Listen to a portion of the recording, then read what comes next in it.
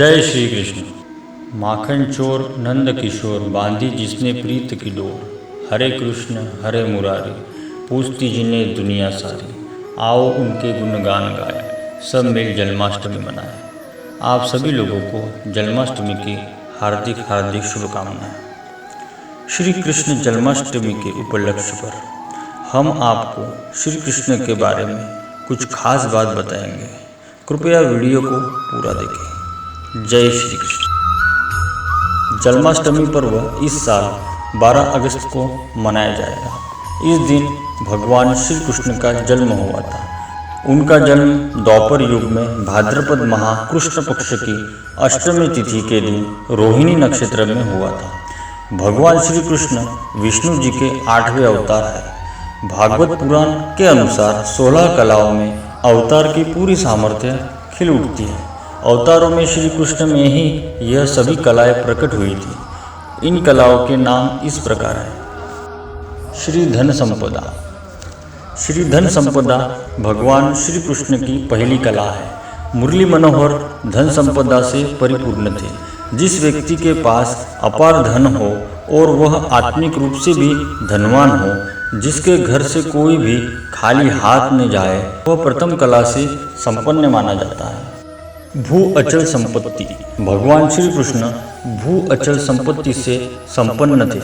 ये उनकी दूसरी कला थी। जिस व्यक्ति के पास पृथ्वी का राज भोगने की क्षमता है, पृथ्वी के एक बड़े भूभाग पर जिसका अधिकार है और उस क्षेत्र में रहने वाले जिसके आज्ञाओं का सहर्ष पालन करते हैं, वह अचल संपत्ति का मालिक होता है। भगवान श्री कृष्ण ने अपनी योग्यता से द्वारकापुरी को बसाया था। कीर्ति यश प्रसिद्धि। जिसके मान सम्मान और यश की कीर्ति से चारों दिशाओं में गूंजती हो, लोग जिसके प्रति स्वतः ही श्रद्धा और विश्वास रखते हो, वह तीसरी कला से संपन्न होता है। भगवान श्री कृष्ण में यह कला भी मौजूद है। लोग सहर्ष श्री कृष्ण की जयकार करते हैं। ईला वाणी की सम्मोहकता। चौथी कला का नाम ईला है, जिसका अर्थ है मोहक वाणी।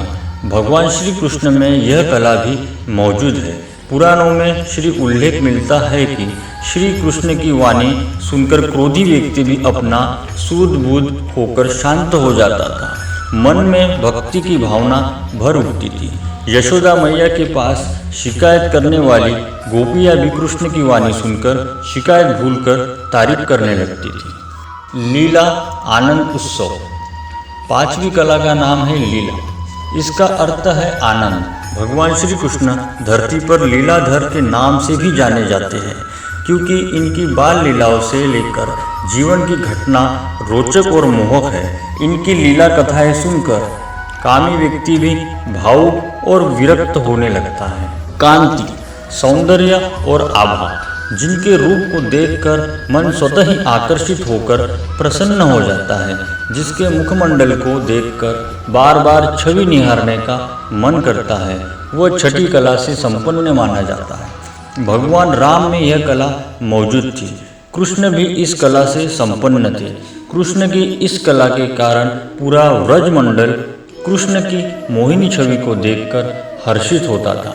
गोपियाँ कृष्ण को देखकर काम पीड़ित हो जाती थी और पति रूप में पाने की कामना करने लगती थी। विद्या मेघाबुद्धि। सातवीं कला का नाम विद्या है। भगवान श्री कृष्ण में यह कला भी मौजूद थी। कृष्ण वेदांग के साथ ही युद्ध और संगीत कला में पारंगत थे। राजनीति या कूटनीति में भी कृष्ण निपुण थे। विमला पारदर्शिता। जिसके मन में किसी प्रकार का छल कपट नहीं हो, वह 8वीं कला का युक्त माना जाता है। भगवान श्री कृष्ण सभी के प्रति समान व्यवहार रखते हैं। इनके लिए न तो कोई बड़ा और न छोटा। महाराज के समय भगवान ने अपनी इस कला का प्रदर्शन किया था। इन्होंने राधा और गोपियों के बीच कोई फर्क नहीं समझा। सभी के साथ समभाव से नृत्य करते हुए सबको आनंद प्रदान किया। उत्कर्षिणी, प्रेरणा और नियोजन।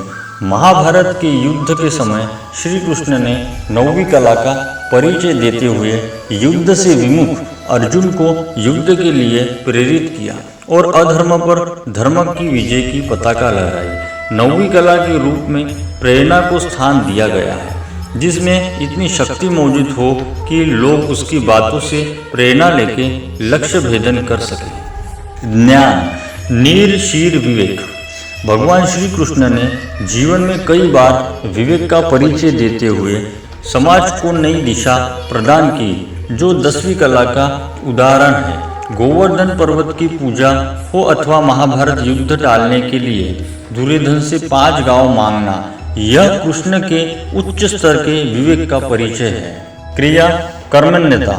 11वीं कला के रूप में क्रिया को स्थान प्राप्त है। भगवान श्री कृष्ण इस कला से भी संपन्न थे, जिनकी इच्छा मात्र से दुनिया का हर काम हो सकता है। वह कृष्ण सामान्य मनुष्य की तरह कर्म करते हैं और लोगों को कर्म की प्रेरणा देते हैं।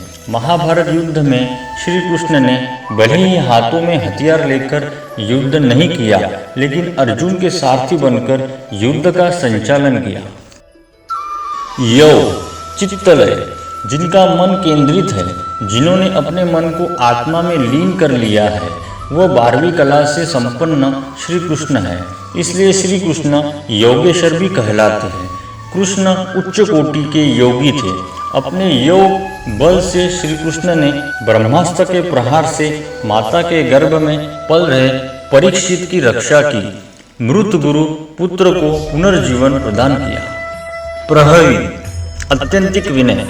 13वीं कला का नाम है प्रहवी। इसका अर्थ विनय होता है। भगवान श्री कृष्ण संपूर्ण जगत के स्वामी हैं। संपूर्ण सृष्टि का संचलन इनके हाथों में है, फिर भी इनमें कर्ता का अहंकार नहीं है। गरीब सुदामा को मित्र बनाकर छाती से लगा लेते हैं। महाभारत युद्ध में विजय का श्रेय पांडव को दे देते हैं।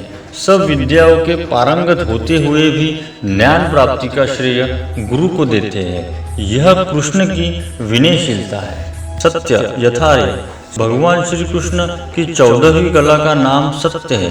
श्री कृष्ण कटु सत्य बोलने से भी परहेज नहीं रखते और धर्म की रक्षा के लिए सत्य को परिभाषित करना भी जानते हैं। यह कला सिर्फ श्री कृष्ण में है। इसना, आधिपत्य। 15वीं कला का नाम है इसना। इस कला का तात्पर्य है व्यक्ति में उस गुण का मौजूद होना जिससे वह लोगों पर अपना प्रभाव स्थापित कर पाता है। जरूरत पड़ने पर लोगों को अपने प्रभाव को एहसास दिलाता है।